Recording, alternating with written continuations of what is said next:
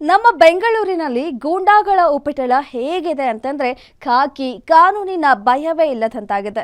ಎಷ್ಟು ದಿನ ಸಾರ್ವಜನಿಕರಿಗೆ ಭಯ ಹುಟ್ಟಿಸಿ ಹೆದರಿಸಿ ಬೆದರಿಸಿದ್ದ ಖತರ್ನಾಕ್ಗಳು ಇದೀಗ ವಕೀಲರಿಗೂ ತೊಂದರೆ ಕೊಡೋದಕ್ಕೆ ಶುರು ಮಾಡಿದ್ದಾರೆ.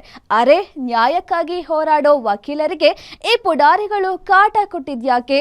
ಈ ಸ್ಟೋರಿ ನೋಡಿ. ನ್ಯಾಯಕ್ಕಾಗಿ ಹೋರಾಡೋ ವಕೀಲರಿಗೆ ಇದೆಂತ ಸ್ಥಿತಿ? ಗೂಂಡಾಗಳಿಂದ ವಕೀಲರ ಕಚೇರಿಗೆ ನುಗ್ಗಿ ದಾಂಧಲೆ.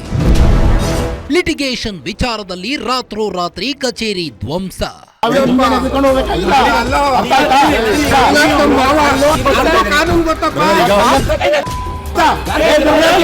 ಚೆಲ್ಲಾಪಿಲ್ಲಿಯಾಗಿರೋ ವಸ್ತುಗಳು, ಛಿದ್ರವಾಗಿರೋ ಕಾಂಪೌಂಡ್ ಗೋಡೆ, ಈ ದೃಶ್ಯಗಳು ಕಂಡು ಬಂದಿದ್ದು ವಕೀಲರ ಕಚೇರಿಯಲ್ಲೇ.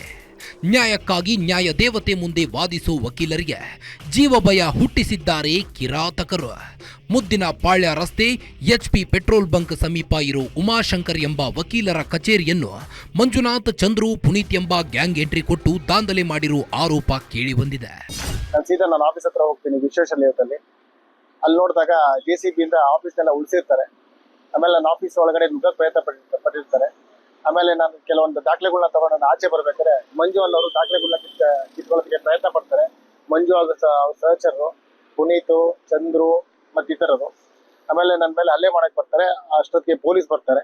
ಪೊಲೀಸರು ಬಂದ್ಬಿಟ್ಟು ಅದನ್ನ ಸಮಾಧಾನ ಪಡಿಸ್ಬಿಟ್ಟು ಅವ್ರನ್ನ ಕರ್ಕೊಂಡು ಹೋಗ್ತಾರೆ. ಅಲ್ಲಿ ಎಷ್ಟು ಜನ ಇದ್ರು ಸರ್? ಅಲ್ಲಿ ಸುಮಾರು ಒಂದು ನಮ್ಮವರು, ನಾನು ಮತ್ತೆ ಸೈಟ್ ನ ಮಾಲೀಕ ಇತ್ತು. ಅಲ್ಲ, ಅಲ್ಲಿ ಕೆಲಸ ಕೂಲಿ ಕಾರ್ಮಿಕರ ಮೇಲೂ ಅಲ್ಲೇ ಆಯ್ತು ಅಂತ. ಕೂಲಿ ಕಾರ್ಮಿಕರ ಮೇಲೂ ಅಲ್ಲೇ ಆಗಿ ಅವ್ರಿಗೆಲ್ಲ 4 ಫೋನ್ ಎಲ್ಲ ಕಿತ್ಕೊಂಡು ಹೋಗಿದ್ದಾರೆ. ಆಮೇಲೆ ಅವ್ರು ಬೆದರಿಕೆ ಹಾಕಿ ಅವರಲ್ಲಿಂದ ಕಳಿಸಿದ್ದಾರೆ. ಈ ಭೂ ವಿವಾದದ ಹಿನ್ನೆಲೆ ನ್ಯಾಯಾಲಯದಿಂದ ಸ್ಟೇ ಆದೇಶ ಇರುವಾಗಲೂ ಕಾನೂನು ಉಲ್ಲಂಘಿಸಿ ಕಚೇರಿ ಧ್ವಂಸ ಮಾಡಲಾಗಿದೆ ಎಂದು ದೂರಿನಲ್ಲಿ ಉಲ್ಲೇಖಿಸಲಾಗಿದೆ. ಇದೇ ತಿಂಗಳ 9ನೇ ತಾರೀಕಿನ ರಾತ್ರಿ ಸುಮಾರು 11 ಗಂಟೆ ವೇಳೆಗೆ ಆರೋಪಿಗಳು JCBಯನ್ನ ತಂದು ವಕೀಲರ ಕಚೇರಿಯನ್ನ ಸಂಪೂರ್ಣವಾಗಿ ಕೆಡವಿದ್ದಾರೆ. ಈ ವೇಳೆ ಸ್ಥಳದಲ್ಲಿ ಬಾಡಿಗೆ ಮನೆಯಲ್ಲಿ ವಾಸವಿದ್ದ ಕೂಲಿ ಕಾರ್ಮಿಕರ ಮೇಲೂ ಹಲ್ಲೆ ನಡೆಸಿದ್ದಾರಂತೆ. ಕೃತ್ಯವನ್ನು ಪ್ರಶ್ನಿಸಿದ ವಕೀಲ ಉಮಾಶಂಕರ್ ಮೇಲೆ JCBಯನ್ನ ಹತ್ತಿಸಲು ಯತ್ನಿಸಲಾಗಿದೆ ಎಂದು ಗಂಭೀರ ಆರೋಪವು ಕೇಳಿಬಂದಿದೆ.